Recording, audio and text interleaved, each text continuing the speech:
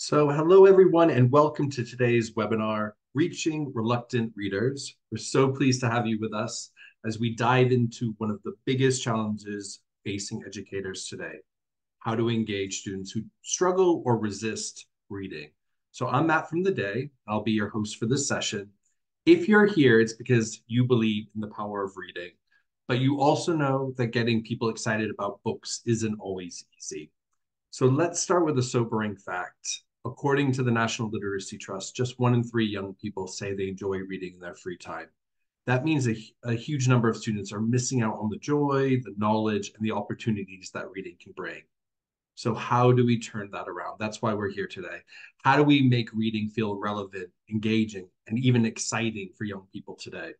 That's exactly what we'll explore in this session. We've brought together an expert panel with practical strategies and real classroom experiences to help you connect with even the most reluctant readers.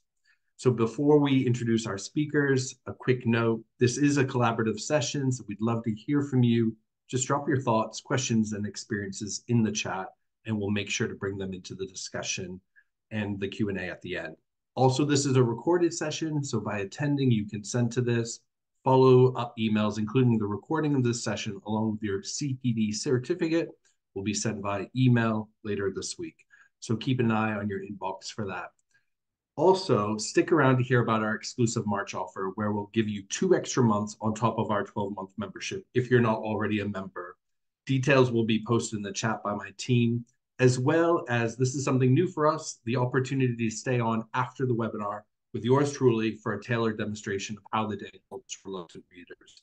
And I'll draw out some of the great points our expert panel will talk about today. So if you have time, I'll be here after we're done.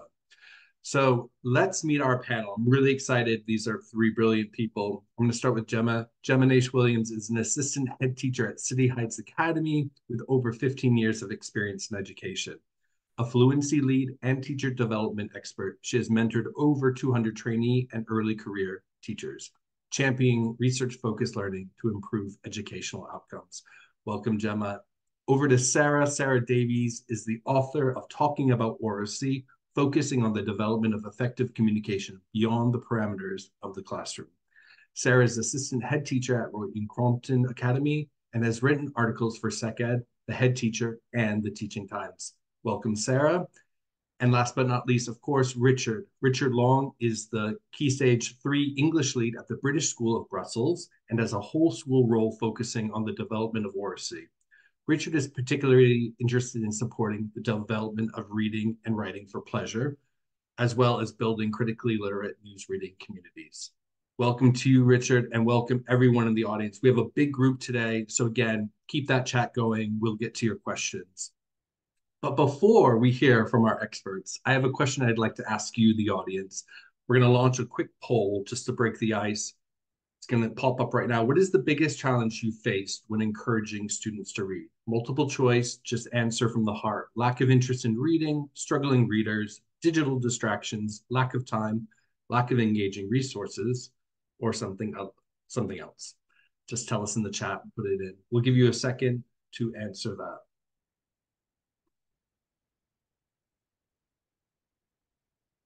Here are the results, I think. I think it's clear a lack of interest in reading. So we have our task set out for us today. Struggling readers, digital distractions, of course, digital distractions, that makes sense, and everything else in between. That's really great as a way of approaching this. So thank you for that, audience. Gemma, I'm going to just start with you, if I may, and hand you the baton. But if we could just start talking, what are some maybe tried and tested strategies for getting students reading? Over to you. Hi everyone, good afternoon. Well, from that poll already, you can see that lots of experience that students saying, I don't like books, I don't like reading. In fact, I hate reading. That's really tough because I imagine if you're on here, you love reading or you found a way to love reading. Often students don't see themselves as readers. Maybe they lack confidence. Maybe they had a difficulty in the past. Maybe they've not found the right book. They've been told off when they've read something incorrectly. all of those things. And what I found is that students having that power of choice can really, really engage them.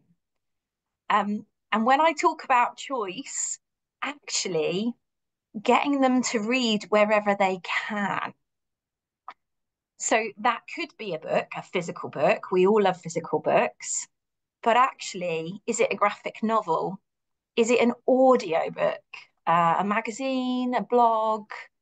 Is it the road signs in the street? Dare I say it, is it the subtitles on their favourite TV show?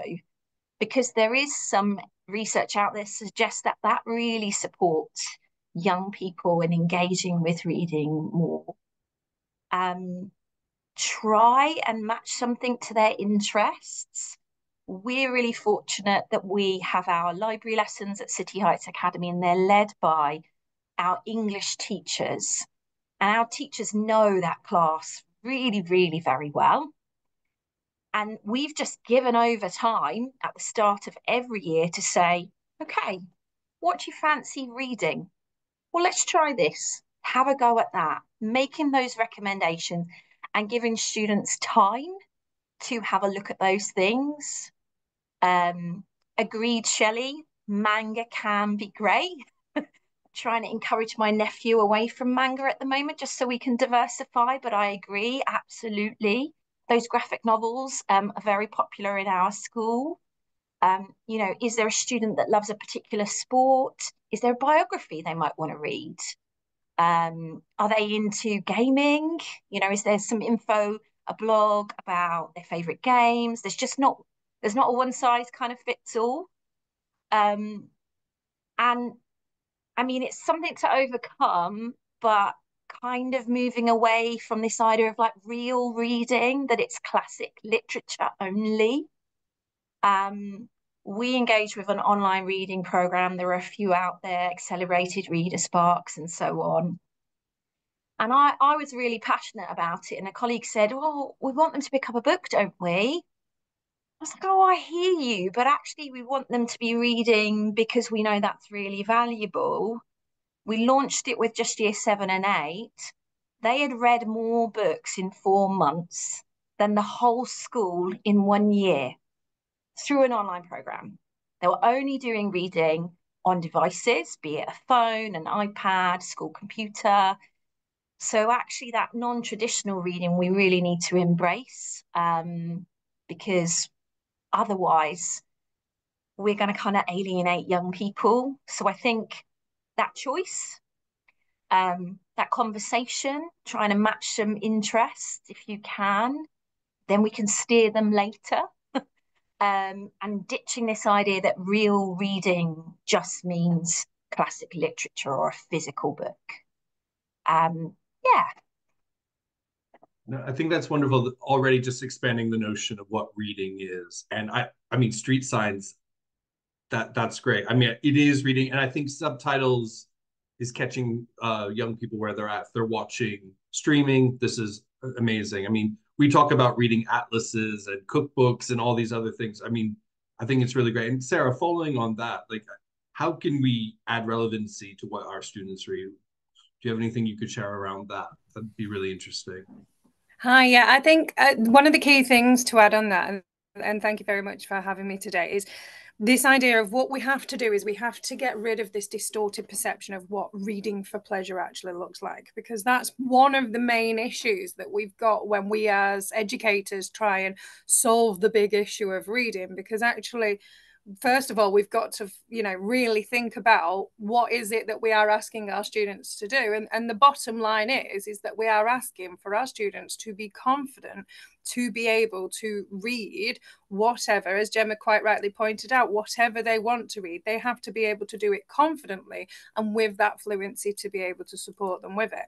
So we first of all got to really understand and recognize that reading for pleasure doesn't necessarily mean that we're all going to start walking around and it's going to look like something out of the Swiss Family Robinson or a musical or Mary Poppins style. It's about the fact that our students are confidently able to say, well, yes, I read these articles, or yes, I read this, I like doing that, and it's really removing that stigma around this perception of reading and what it means. And it's opening up our safe spaces to allow them to be able to discuss it and not just to sit there and read in silence, to be able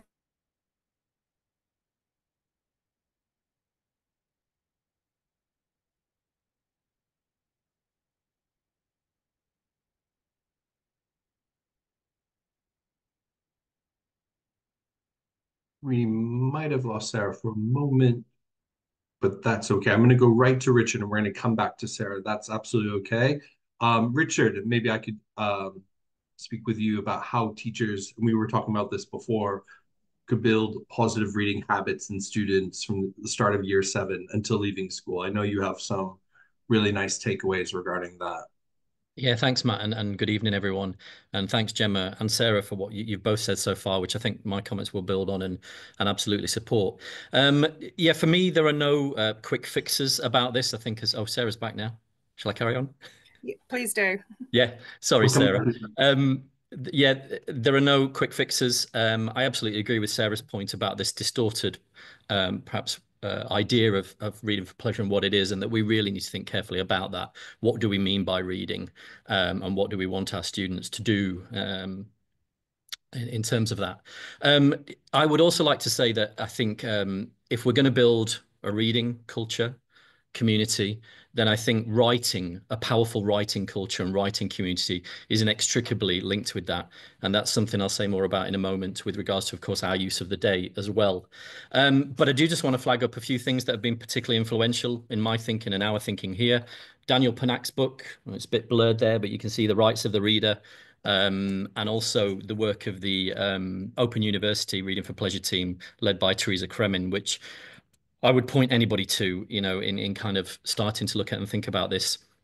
Because in terms of when we take students on in year 7, one of the things for me, and we're in all through school, but we still have a very transitory community. But one of the things for me is knowing our readers, key principle, of course, of the Reading for Pleasure pedagogy from the OUP. And getting students to understand their identities as readers.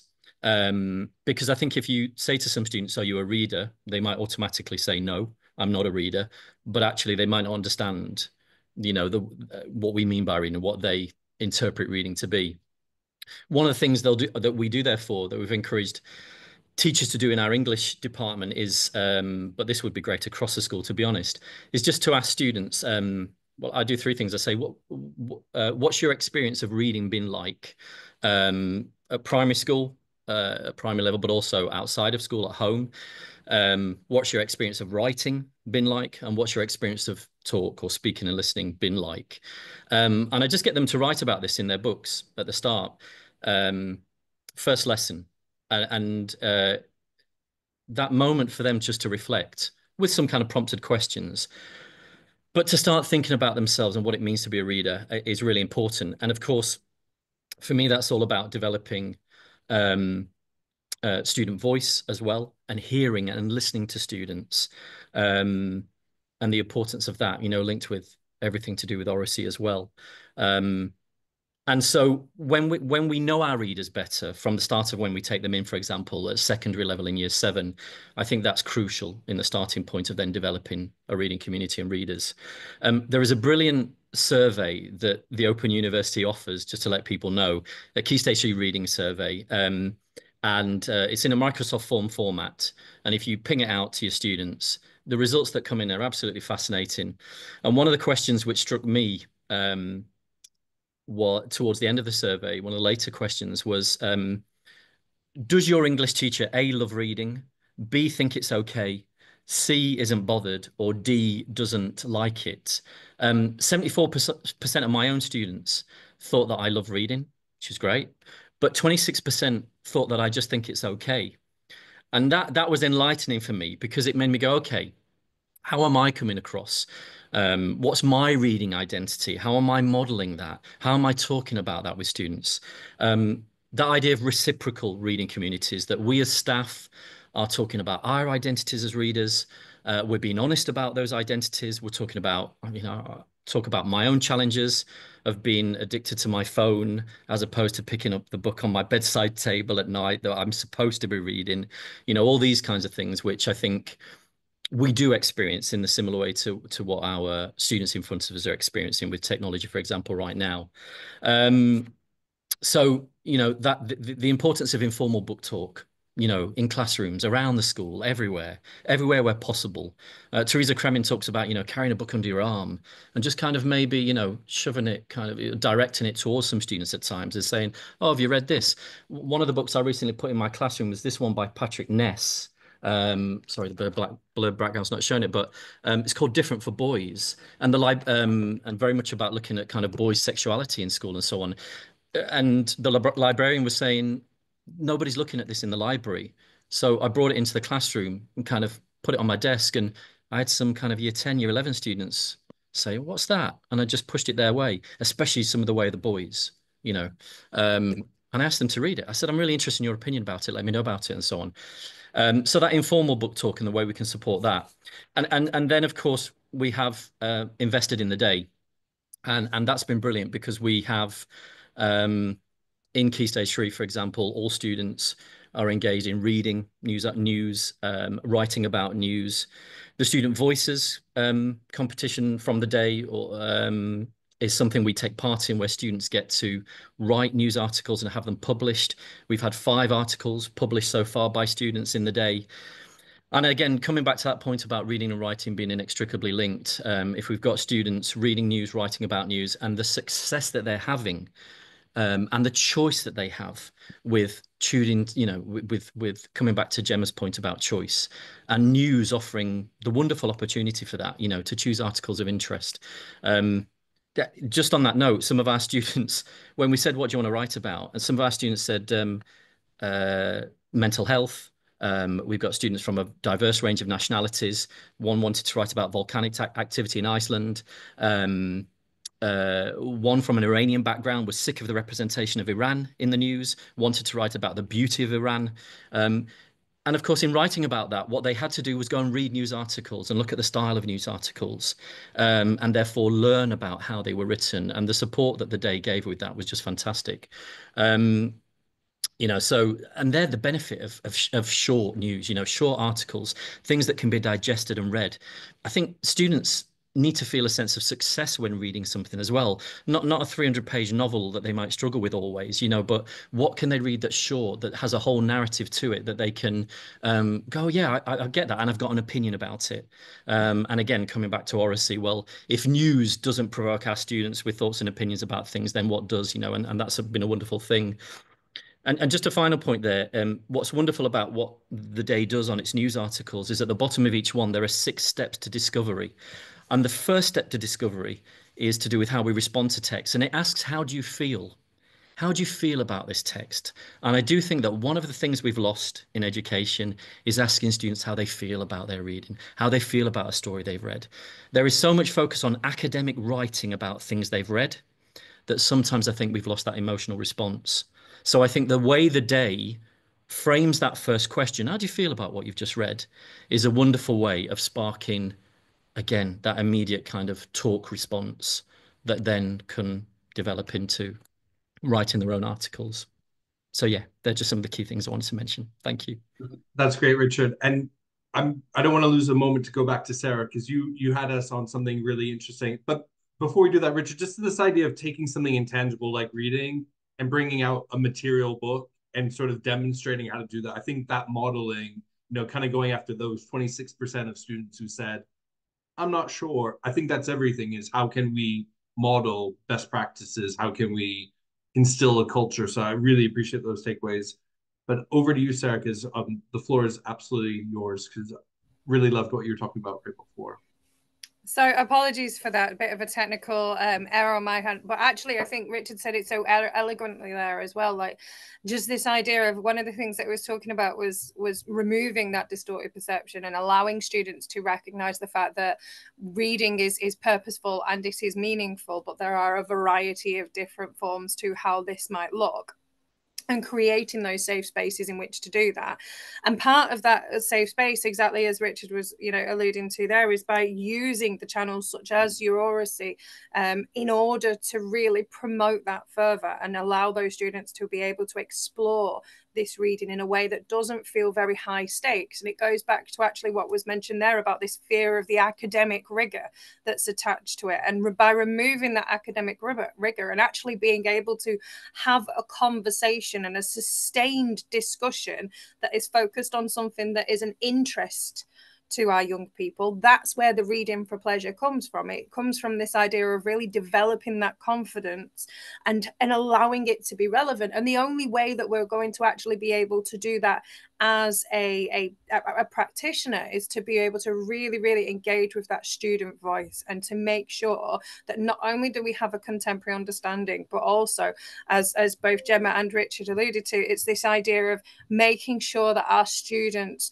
we're considering our demographic, we're considering our context, that we're really thinking about what are going to be the stories that are really going to engage and really going to support our students in that focus point. And those generally have to be very quickly adapted and very quickly tailored to. And fortunately, we've got platforms like The Day that actually, have a lot of that focus point there already that we can just dip into, and we can be able to accommodate those needs and to accommodate those discussions. And actually, it's about then integrating that style and that approach, not just into reading times or not just into particular lessons, but actually into, the mental health and well-being intervention that they've got, the pastoral well-being that they've got, the behavior well-being that they've got. And actually, how are we able to then interleave that throughout all of this to really expose them to how your literacy and your oracy skills can be improved, and not done in a way that is, the previously contemporary generic way of doing it. Yeah, that's really fantastic. I think this idea of like something for everyone. What's interesting about what everyone said is when you know yourself a little bit more and then see something that really activates you, this is the draw to keep coming back to reading. And I think if we can redefine what reading is, this idea that it doesn't have to be arduous, it doesn't have to feel like a chore, it can be fun, it can just make you feel good. So I think that's really powerful.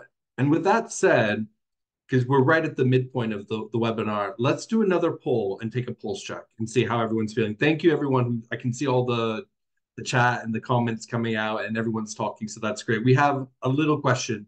So far, what you've heard from our expert panel, which strategy resonates the most with your students?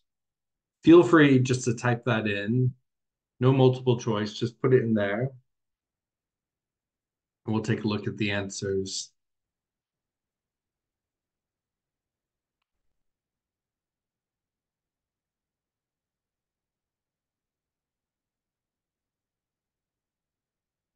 Here they come.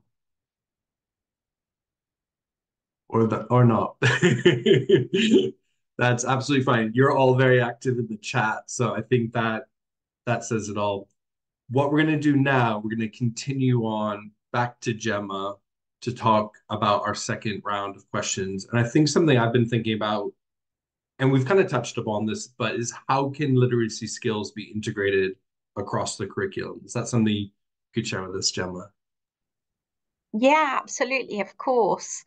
Well, you're probably all here because you're passionate about reading and you want to try and unpick this more. But reading, fluency, oracy, literacy, it's not just an English skill. It's foundation for success. We've got comprehension in there, we've got critical thinking, we've got written expression, we've got confidence building, empathy. It has to be a whole community. It has to be a whole school strategy, not just an add-on. And just like Richard was talking about using The Day, in my school, every week in tutor time, The Day features. So a whole school approach that's agreed, that's consistent. We know in terms of the quality of the day that we can move it up and down based on students' reading age. The articles are really interesting. It's largely my only source of news because I feel like it's quite balanced. There's some really fun articles, there's some really controversial opinions on there, but it gets students talking, and it builds their confidence in developing how to express their ideas verbally, which of course then naturally transfers on to writing. So a whole school approach, I think, really, really has to be a key. We've also spent some time with our staff learning how to read aloud to our classes. And this is just, again, not an English teacher responsibility. This is an every single member of staff engaged in that. So that modelling of expert prosody, that power of reading aloud, whenever you're reading something, that it's done with great fluency, with expression, with clarity. And students hearing that model, it's challenging them, but it's engaging them too.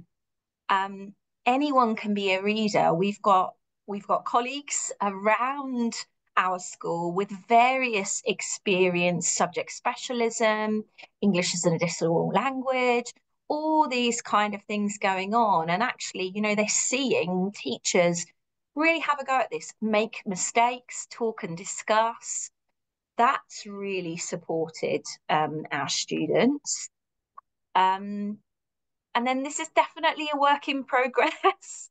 But we're looking at how we can draw kind of reading, and I don't want to say academic reading, but more reading across subjects. So we've got that happening really in tutor time. It's happening beautifully in English lessons.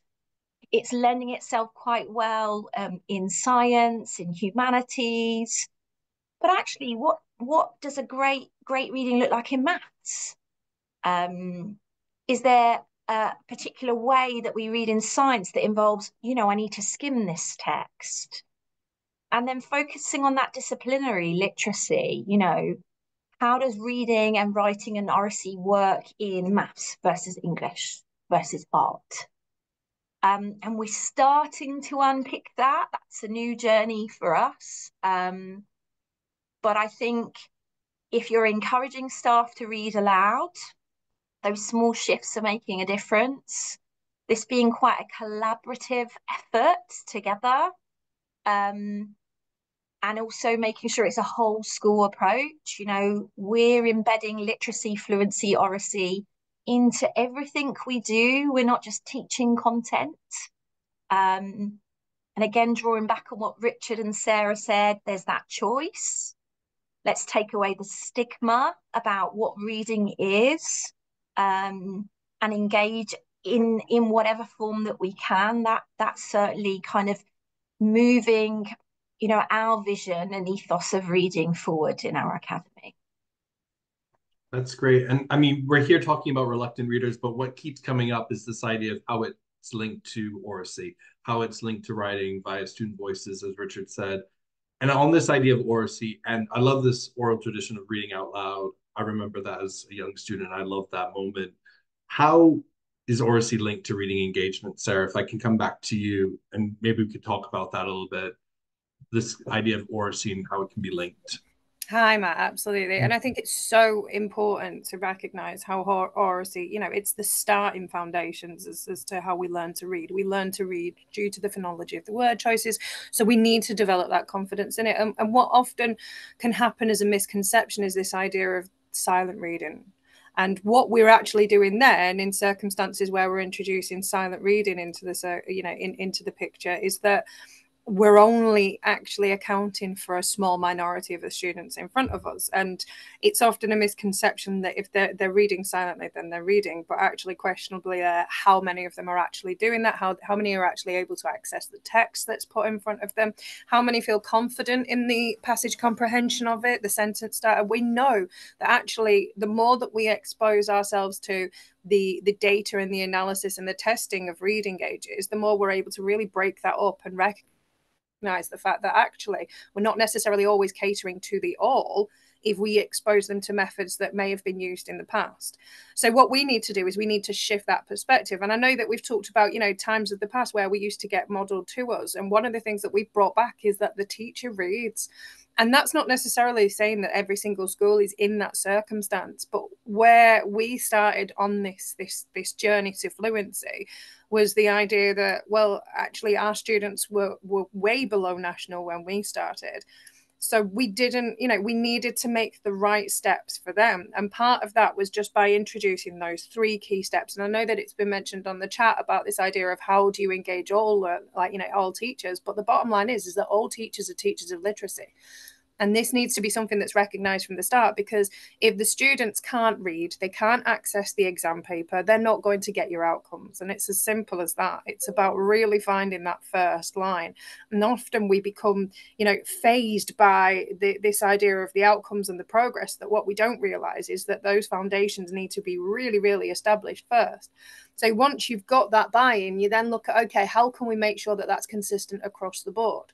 And we do that through implementing the more teacher-based oracy skills and this idea of modeling the reading so that they are able to focus more on the prosody, the intonation, the speed reading, they're picking up the vocabulary. And we introduce just 3 simple steps: that the teacher models the reading, that we check for the understanding, and that we launch the vocabulary words. And the big one with this is not just focusing on the tier 3 vocabulary words, because I think that's also a bit of a grey area. Actually, those tier 2 vocabulary words, we need to acknowledge the fact that there will be times where we need to delve deeper into those.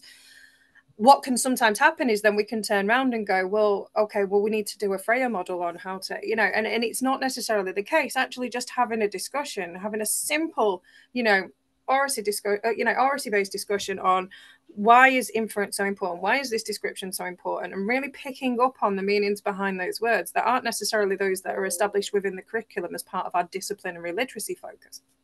How oracy helps all of that is the massive one, is it does not impact on our workload. It doesn't impact on our workload, and actually allows students to be able to become confident and articulate readers who are able to provide reasonable judgments without this fear of failure that's attached to it as well. Because the last thing that students want when they are establishing those skills to read, and don't forget, there's so many that are on that journey, and I think it's something like 3,000 words every single year that students need to acquire to be able to actually just follow the normal chronological age. There are so many different elements that we've got to consider. What we often can't have is this idea of, okay, you've read this text, now you're going to answer these questions, and expecting them to provide us with an extended written response straight away. Yes, we know that they've got to do that in their exams, but how we build up to that is by giving them the chance to just verbalize it, to just be able to talk about it. But that needs to come with some caveats too, because one of the biggest things that we're talking about, and we've been looking at a lot with our where we're at on the journey, is this idea of what's the difference between a sustained discussion and an oracy task. And our goal is towards a sustained discussion. And it even goes as far as and I did mention it in CPD the other day, that this idea of, if I was to ask everyone now to talk about what oracy actually means for the next 3 minutes, for 1 minute, I might get some that have that sustained discussion for the 3 minutes focused on there, and some might go off on a tangent. And this is idea, what we need to teach and train our students to be able to do is to have these confident, sustained discussions around the reading that's taking place. And the only way that we're going to be able to do that is by picking and looking at explicitly how we can make the reading that we're choosing relevant to our students. And it's about really encouraging them to explore not only a range of different scenarios, but also a range of different thoughts, perspectives, and attitudes that maybe they don't want to put down on paper yet. Maybe they just want to see how it sounds. Like, how do they feel about this? How confident do they are? Do they understand the text? Do they understand it in comparison with someone else? And that's going to take a lot of, not necessarily additional work, but it does involve a lot of training around that, establishing the success criteria, or establishing the parameters, the even just going as far as, if we are looking at a range of texts, have we created a safe space in which the students can do that without fear of retribution? So do they recognize that, and are we as practitioners able to tackle some of the questions, the challenges, and the ideas that are brought around by a lot of these topical discussions that have at the moment. And that's where that CPD really needs to come into play in regards to, are our practitioners able to be supported with this as well? And I'm so glad you talked about the stakes in the classroom, because they are so high. We talked about this in our oracy webinar, this idea of, if we don't feel safe, how could we be expected to stand up and speak in front of our peers? Whether we're doing it well or not, the idea is it safe? Is it okay to fail? Is it okay to learn? Is it okay to, make mistakes? So I'm really happy you brought that in. And I think that kind of ties in with, I'm going to go over to Richard, and then we're going to start our Q&A, because we already have some questions in the queue lining up, and keep bringing them in, because we'll have 20 minutes to talk about them all. Richard, you mentioned you had a diverse cohort of students at your school. We have audience members from all around the world today. How have you found it when engaging this diverse range of students in their reading? Are there any discernible takeaways that we could run with? Yeah, thanks, Matt. And thank you to Sarah and Gemma again for what you've said previously. There may be things I kind of build on and say from this. I think the interesting word here, I know we adapted this question, didn't we, to think about diversity in its widest sense. Of course, a huge amount of work has been done on diversifying curriculums, diversifying the texts in the curriculum, so that we have more representations of gender, race, sexuality, etc., that chime with the students in front of us, that they identify themselves in the text that they're reading as well. And I think that, of course, has been one of the huge steps forward that I know a lot of schools have been working on, that we've worked on in our English curriculum here, but also that libraries have worked on in terms of stocking the types of books that they're getting in. Gemma, I know you mentioned earlier about graphic novels being hugely popular. They are massively popular here. In the surveys that we did, the Open University surveys I mentioned at the start of year 7, and in fact we did it in year 8 and year 9, all key stage groups, graphic novels came out as top. And one thing I noticed when I moved here 2 years ago to the British School of Brussels, where we've got more than 70 nationalities, and such a diverse range of students, is Heartstoppers was one of the most successful graphic novels, taken out by a majority of boys as well, and enjoyed by boys in the school. And I really started to see that 2 years ago, especially, of course, in conjunction with the series that came out on TV. So, I'm not the expert on this by any means, diversifying the curriculum, but I know a lot of work, of course, has been done on that. I think then in terms of different nationalities, certainly in our context, we encourage students to read in their mother tongue as well, their own first languages. The library is stocked with books from a range of different languages. We know that, with the use of the day, we know that we've got articles translated into Spanish, Arabic, Mandarin, German, and French. We have a bilingual group in each year group here at the British School of Brussels. That bilingual group, its first language is French. And I know that the teacher who's been using the day in form time, uses the French articles, for example, from the day, and finds it particularly supportive.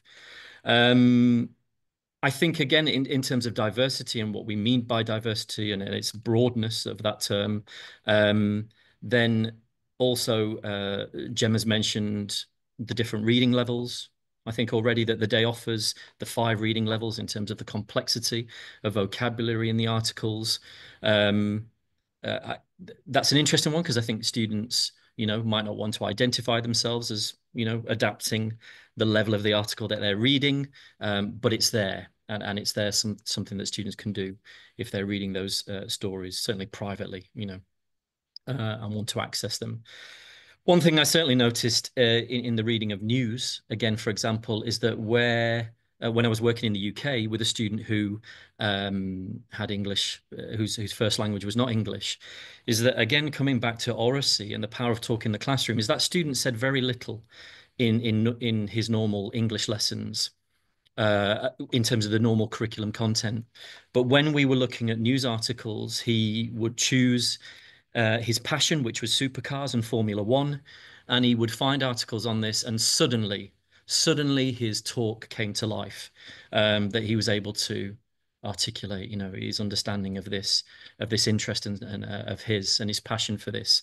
And so I think that's absolutely key as well in coming back to the idea of choice and finding what students might be interested in. And I think on that note, Theresa Kremin said this at a conference I was at, where she said, especially I think as English teachers, particularly that she was talking to, if you're not reading the kind of books that you want, that you might be recommending to students, young adult fiction, etc., what are you doing? Why are you here? Why are you here? Because so we need teachers as readers.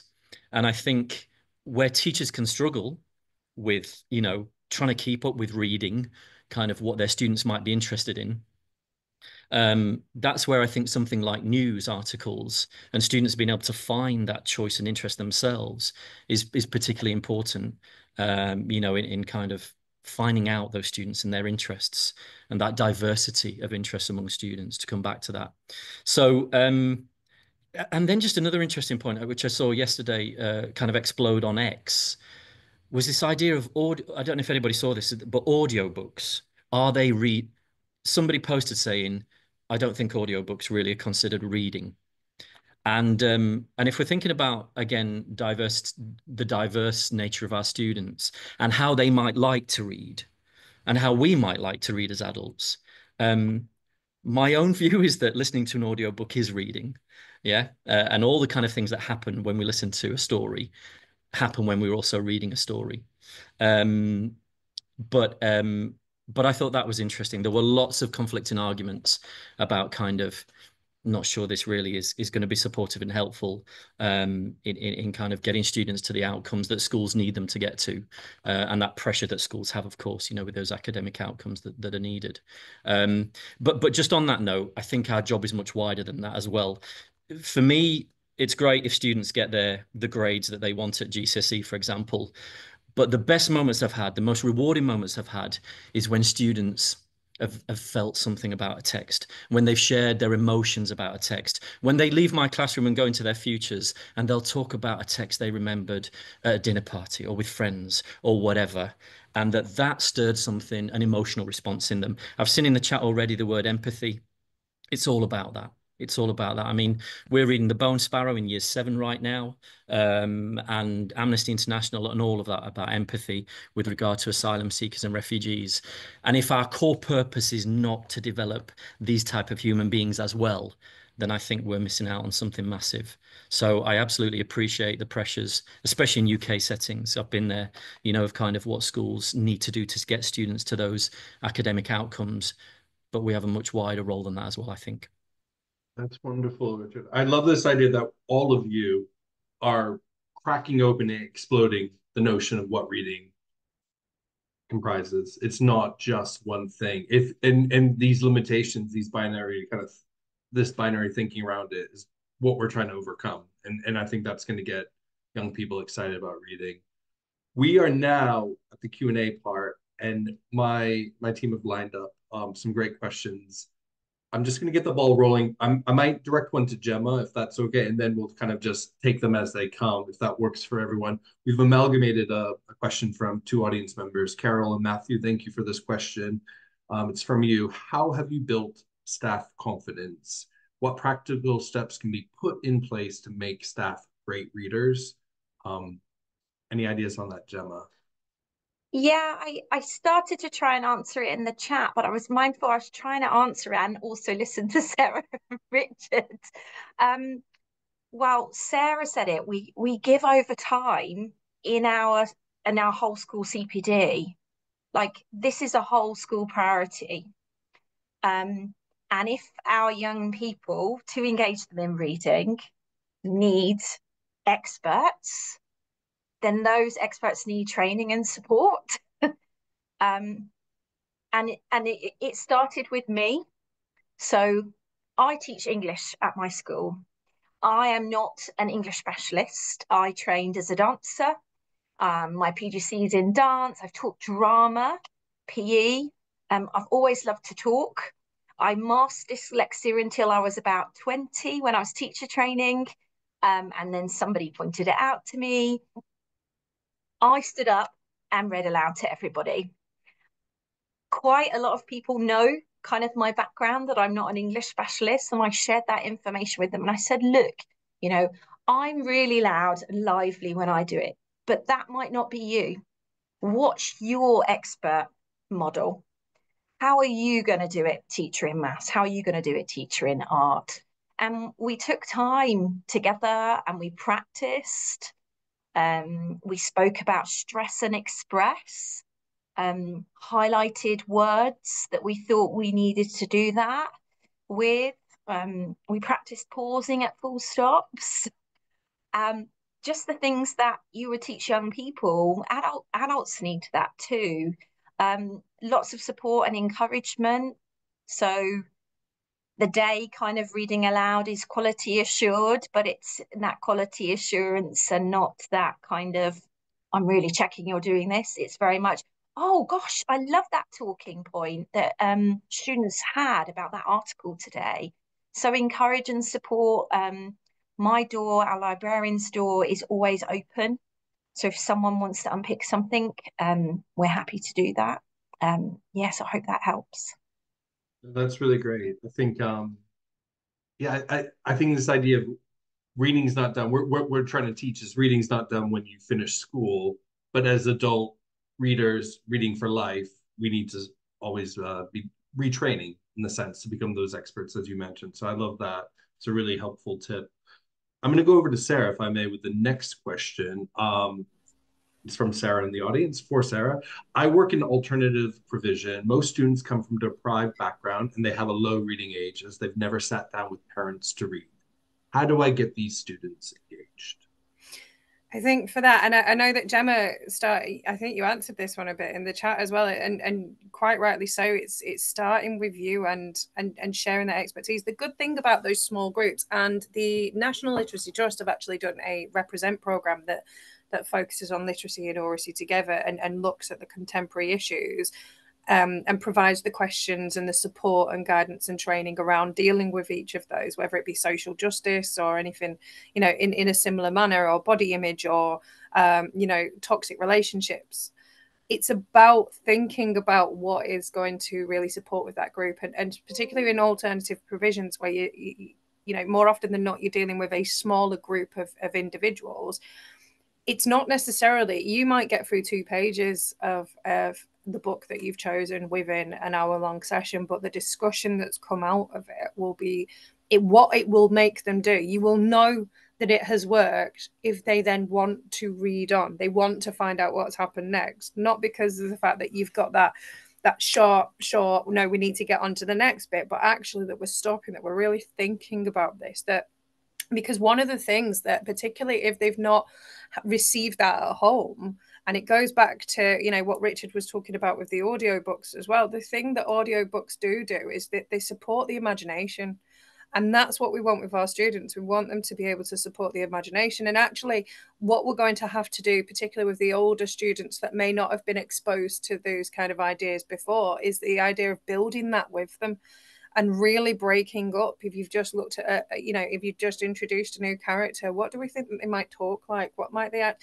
And almost it's supporting them with creating that image, with creating that perception, and whether it has to be a joint and a shared perception, so that they can really start thinking, okay, so what is this? What might this person look like? What, really building that up with them and allowing them to see it and allowing them to play it out in that way as well, so that they're with you on it and they're invested. They become invested in the story. They become invested in the articles, the people that are involved. They do some exploration behind it. One of the things that the day does very well is it provides inquisitive, you know, it really promotes that inquisitive learner. So if you want to go further with it, you know, this is what you can explore. And sometimes it might be a case of actually exploring that first and establishing that contextual understanding with them before you launch into the story there, so that they can build up this perception that can support with their emotions, their attitude to it, and the perspective that's involved with it as well.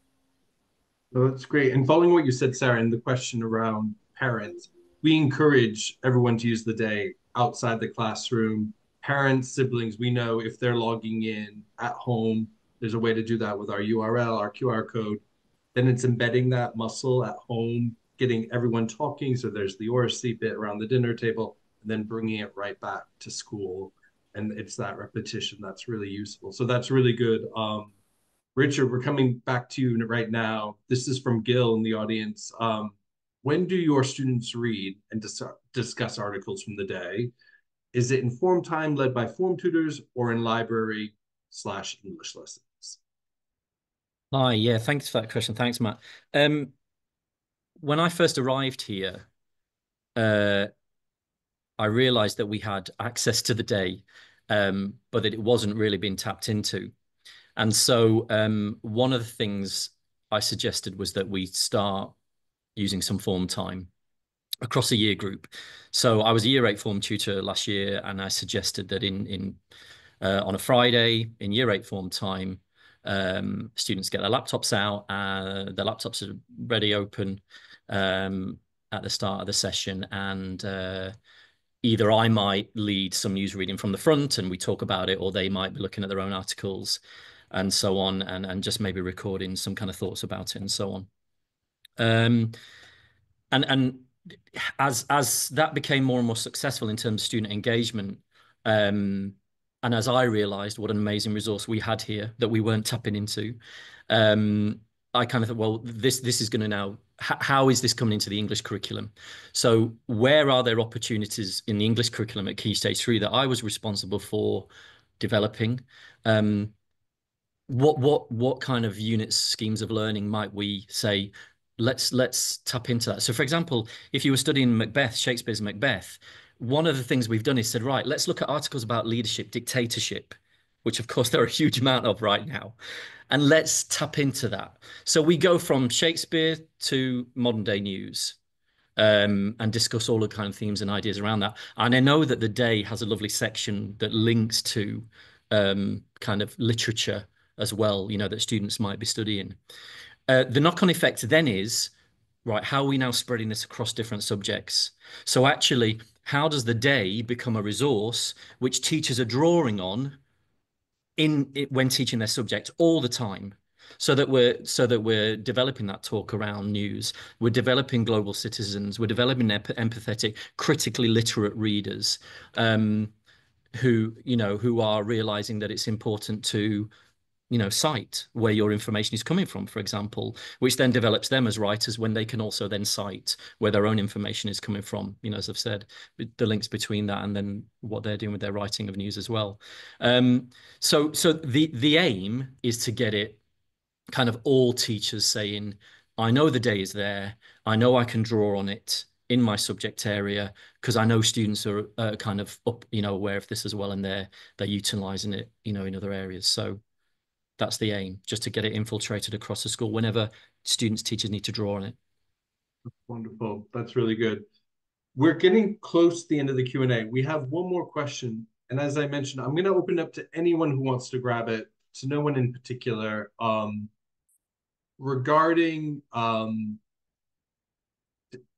how we implement this. Is it better in English lessons? So kind of engaging readers. Is it better in English lessons, form time, library sessions for year 7 students? That's the question. To read out loud themselves or be read to? Does anyone want to take that, Sarah, Gemma, or Richard? So is it better in English lessons, form time, library sessions for year 7 students to read out loud themselves or be read to? I would, I'll start, but please feel free to jump in at any time. I would say that it's probably better for them to be read to, particularly, and I would actually steer clear. If you want to establish a reading, a support of reading throughout the curriculum, you need to stay away from English, because what often happens then is it almost, because as an English teacher, we have, there are circumstances where it's almost falls on you and your duty and your responsibility And actually, it's not the case in the slightest. So the more that you can expose them to it in form times in particular, form times does so much more to help with what we've discussed all the way through about the emotion side and the life skills side, the relationships. And, it allows them that safe space with their form tutor to be able to have those discussions, those topics. And generally, it's more of a kind of like a champion and family community in those form times as well. So it gives you that opportunity for them to feel a bit less pressured by any academic responses that they may need to be given, and instead focusing on getting to the root of it, which is this case of establishing this curiosity through reading. That's great. Wonderful. Gemma, do you have anything? Yeah, Richard, go in. Sorry, no, Gemma, do you want to come in? Yeah, I'm nodding away. I agree with Sarah. There is, and perhaps it's because I'm not a specialist, an English specialist, but I teach English. There's kind of the curse of the expert that, when we're reading things, sometimes, we're going quite high level and we're unpicking this. And actually, I find sometimes, well, sometimes my response to reading something is similar to students. Well, that was a bit naff. I didn't really like it. I mean, they won't use that word, but well, I'm not really sure how I feel about that. Oh, why do I think that is? And I think with tutors, there's that space there where actually, not that their discussion will be flippant, but maybe a bit more informal and might bring out some aspects discussion that wouldn't necessarily come out in an English classroom. Get everyone reading aloud, every single person in school. That's what we're doing on World Book Day. Everyone's got to read for 10 minutes at the start of every lesson. Richard. Over to Richard. Sorry, Gemma, thanks. Yeah, just one of the points I really want to make, and thinking about form time and reading that's done, and I know sometimes form tutors might take a book and read it over a long period of time through form time.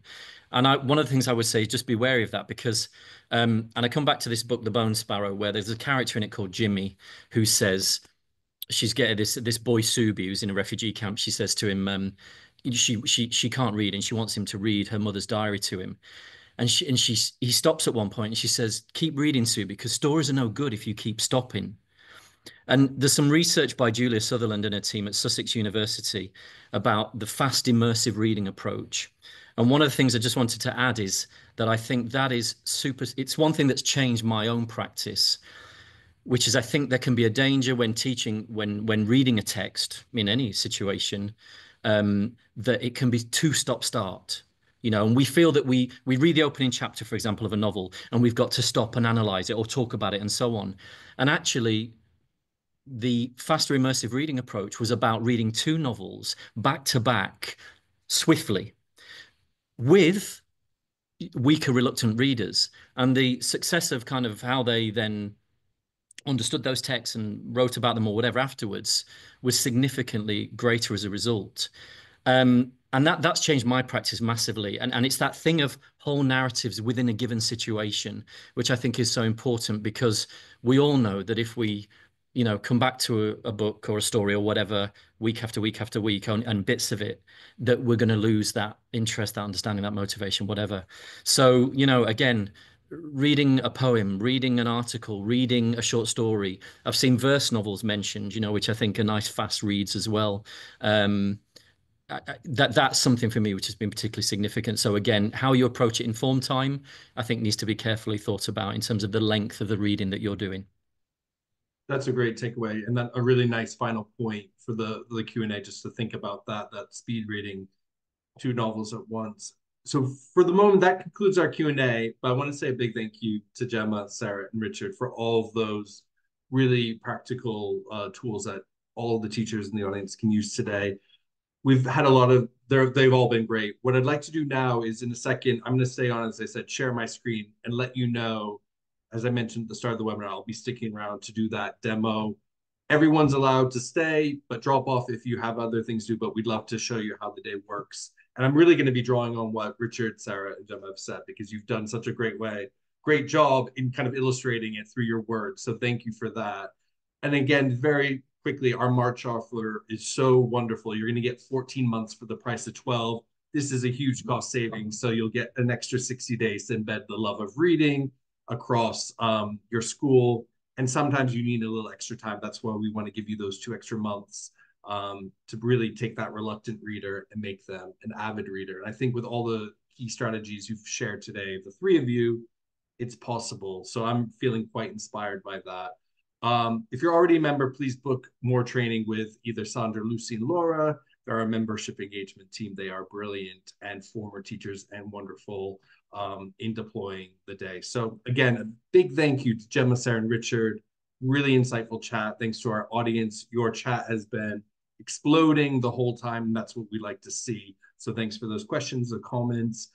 Wishing you all a great rest of your day. I'll be staying on right now, sharing my screen, showing you the day, our homepage, and going from there. Thank you so much, everyone, and all the best to you.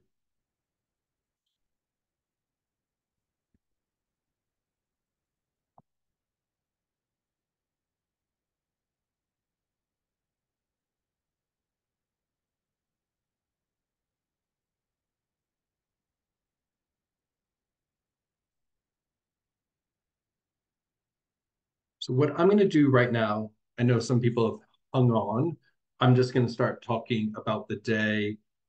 And those comments can keep coming. My team are on this call as well, and they can answer it. Of course, I see our lovely panelists still here, and feel free to chime in, interject. That's what makes this very interesting. A lot of what I'm going to talk about has already been echoed by Richard, Gemma, and Sarah.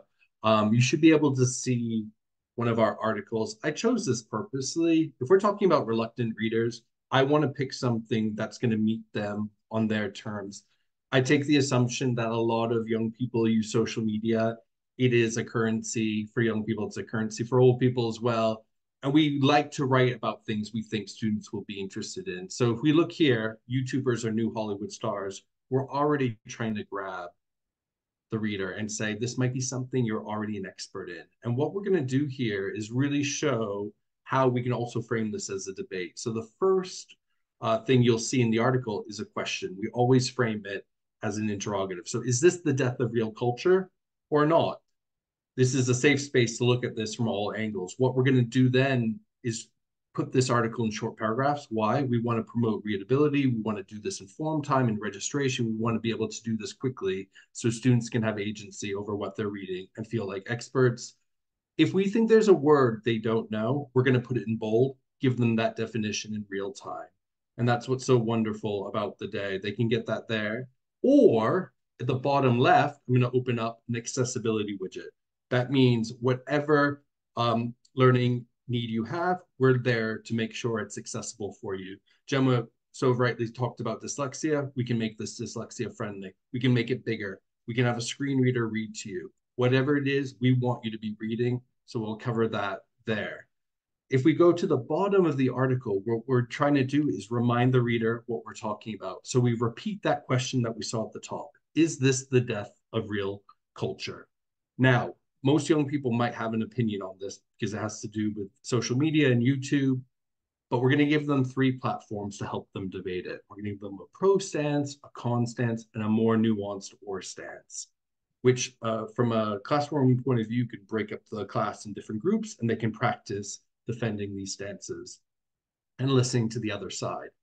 We're then going to contextualize what we've talked about in the article with 2 big thinkers. You'll see that there on the left, but asking them to we're still challenging them to understand what they've read by saying, what do you think?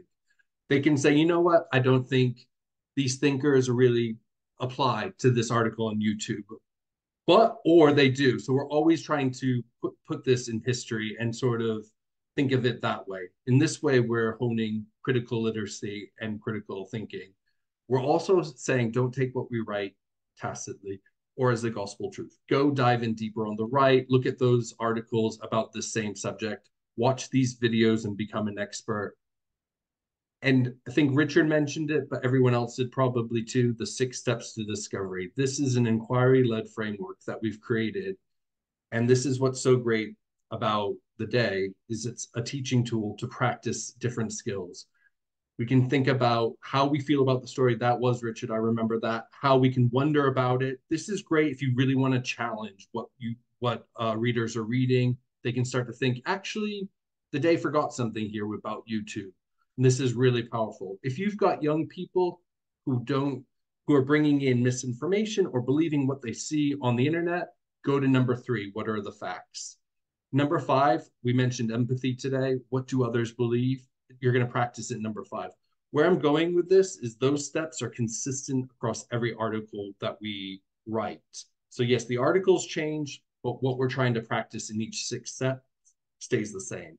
Number 4 is all about finding your voice. You'll see at the top left, this is our motto, find your voice. So if you have a timid cohort of students, you could practice this for 15 minutes every day if that's all you have, and just ask, we're talking about this, what's your point of view? And in this way, you're building that skill. To demonstrate this, and this is great for progression, also to show students, show SLT, to see how this transforms learning, there's a worksheet at the bottom of every article. This is great if you want to put pen to paper. It can also be edited within, it's an editable text with a laptop. But here we're just echoing what we've just talked about. What are the facts about this article? What are the opinions? How do I feel about this? What's my opinion? Empathy building. What are other people saying? Critical literacy. This is important if all we're after is what's the what, the who, the when, the where, the why. And those big words in bold can be put here in the glossary so that they can be practiced for again and again to help instill that learning. Now, that is an article in a nutshell. That's how we organize every article. So while you're getting used to the day, students will know how to use the day because it's the same across every article, which is wonderful.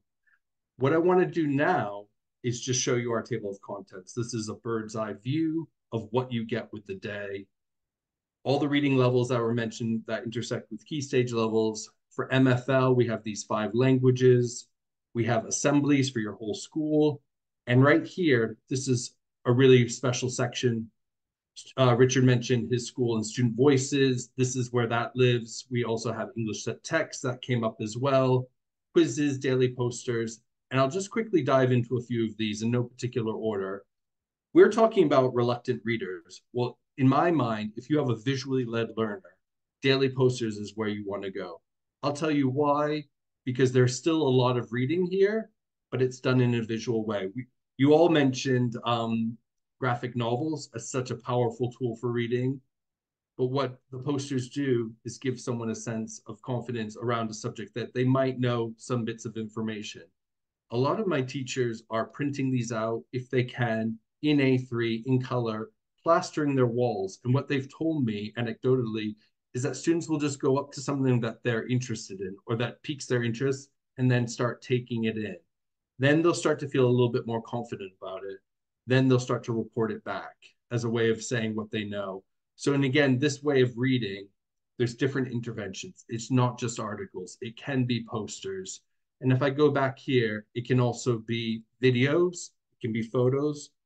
We know that they're using social media, so why not meet them on their terms and show them videos that aren't just videos for video's sake, but things they might be interested in to pique their interest. So who doesn't love pandas? If we click into that, we can see, yes, it's going to be about pandas, but it intersects up here with forum time, politics, citizenship. It's got an international focus. And this is great if you only have 15 minutes and you think, you know what? Watch this video. I'll be back in 10 minutes. We've done this before class. Do number 1. And the other half of the class, do activity number 2. And in this way, they can start to get excited about something they care about. And that will lead them to other reading on the day. So if I go back here, I want to go right to student voices because that featured prominently in today's chat. This is what it looks like. We introduced it a few months ago in the autumn. And I'm just going to scroll down very slowly so you can see the range of topics. Why this is such a powerful hook for young people is that it's created by their peers, students across the world. And you can see by the subject headings, they're writing from the heart. They're writing about hard-hitting things that they care about. What my teachers have told me is that students are logging in to read about these topics because it resonates with them. They know it's written by young people for young people. Now, the process around this is really interesting because young people will submit up here at the top. And then what happens is our editorial team will workshop and help polish that piece with that young person. So in that sense, they're not only writing a piece that's getting celebrated on our website, but they're also learning about the process of fine-tuning a piece of writing.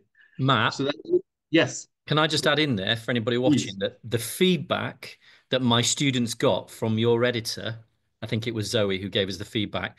The feedback was superb on their writing. It was detailed individual feedback, and the quality of that feedback was superb.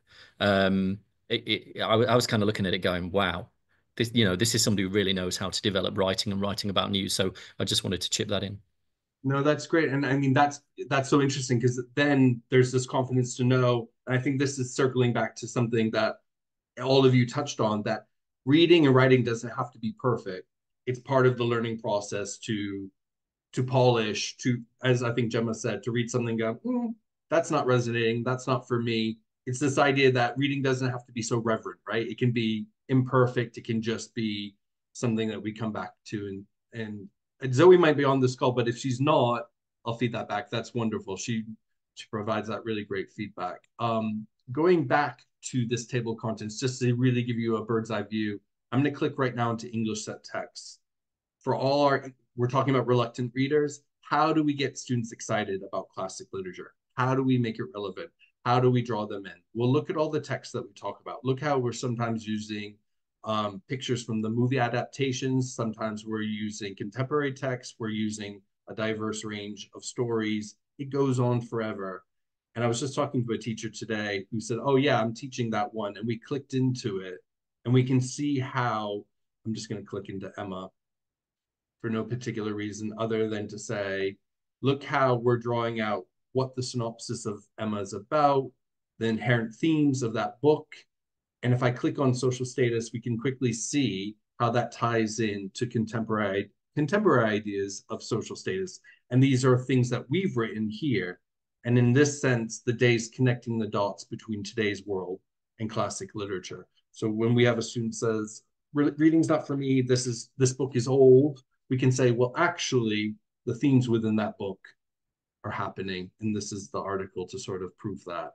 So that's our English set text living right here.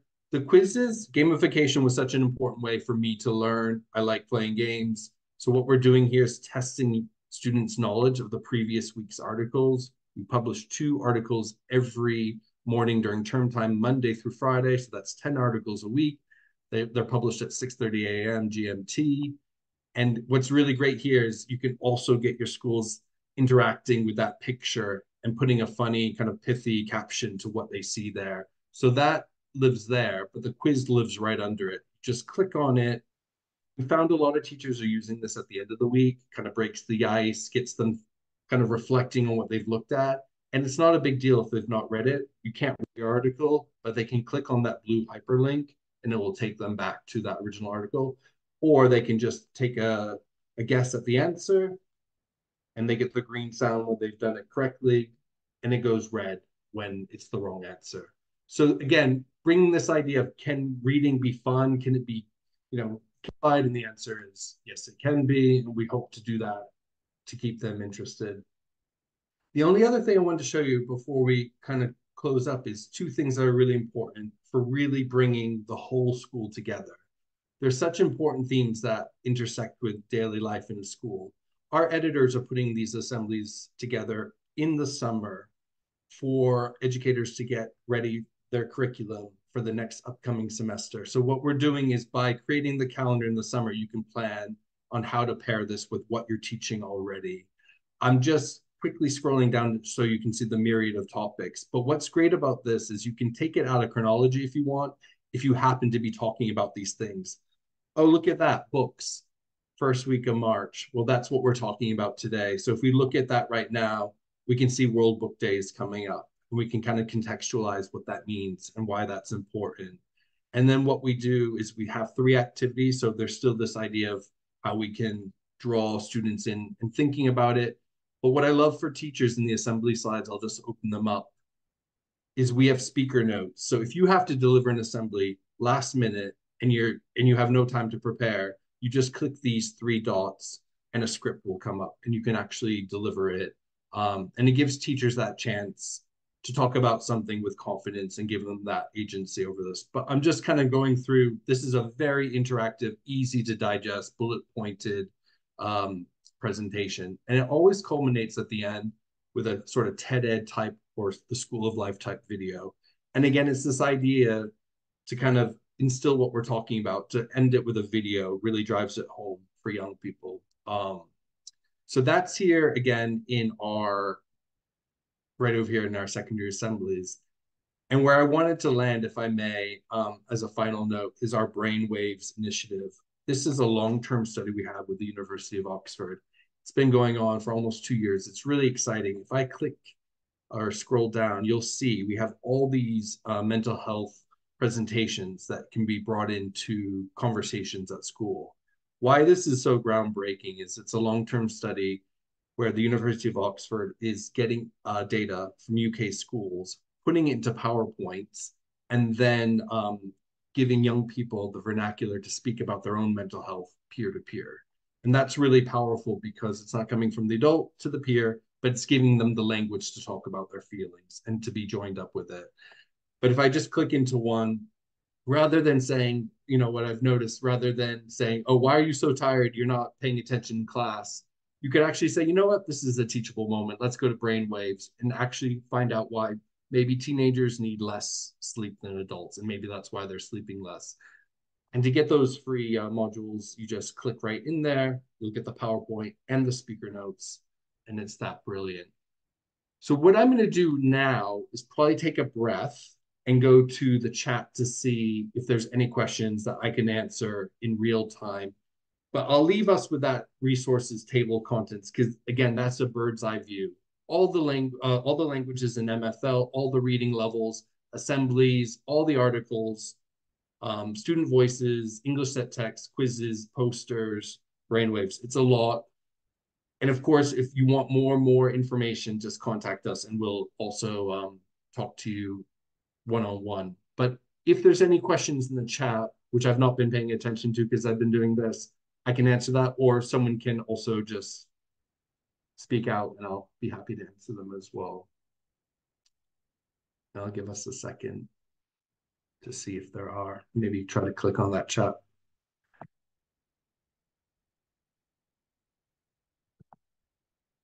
While we're waiting for questions, is there anything Richard, Gemma, or Sarah, thank you, by the way, for hanging on. Anything you'd like to add? Because you're hearing it from my point of view, but yours is so valuable as you're in the field.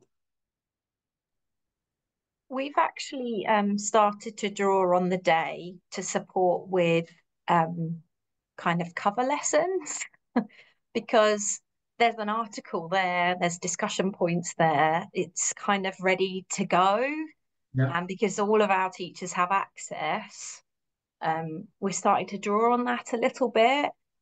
Not to say that we have lots of cover, but I was talking to a colleague a few weeks ago and I was like, actually, why don't we let's just use the day, because then we know the quality of the lesson, all teachers know what's going through, what it's like.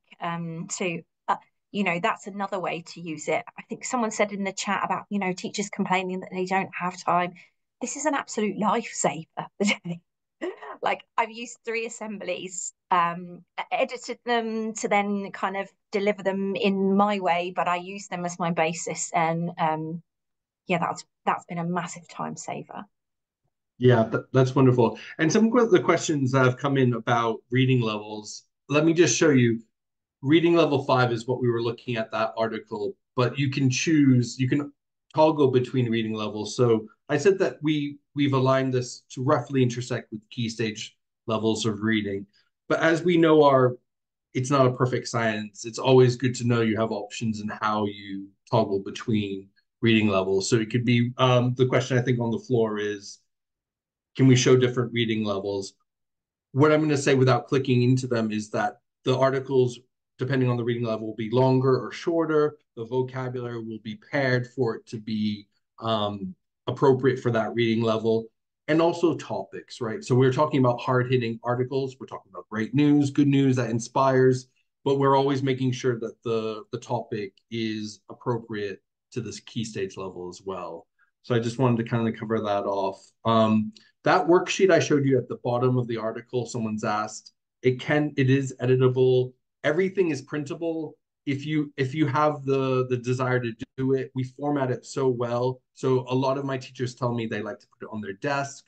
Richard, you mentioned the book under your arm. You sometimes need that piece of paper in your hand to really sort of imprint what you're learning. So everything can be printed. It can be shared. You can assign homework by taking your URL link and linking it to the article as well.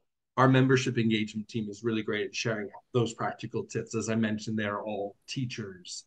So those are all things that have kind of come up.